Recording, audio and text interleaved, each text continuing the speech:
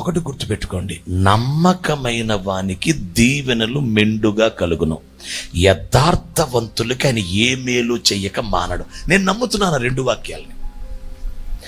నమ్మకమైన వారికి దీవెనలు మెండుగా అంటే ఆ నమ్మకత్వం దగ్గర ఎక్కడో ఉంది లోపం, అది సరి చేసుకోండి. ఉద్యోగాలు రానోళ్ళు యథార్థవంతులు కానీ ఏ మేలు చేయక మానడు.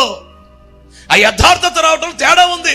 ఆ ఊరిని అప్పలంగా నువ్వు అపనమ్మకంగా ఉన్నా, బలహీనతో ఉన్నా, దేవుడిని ఏడిపిస్తున్నా, దుఃఖపెడుతున్నా, నీకు నచ్చినట్టు ఇష్టానుసారంగా బతికేస్తున్నా, నీకు ఉద్యోగం ఇచ్చాడు అనుకో, అసలు ఉద్యోగం వచ్చిన తర్వాత యేసు ప్రభు వెంక ఇట్ట కూడా చూడవు నువ్వు, కన్నెత్తి కూడా చూడవు నువ్వు.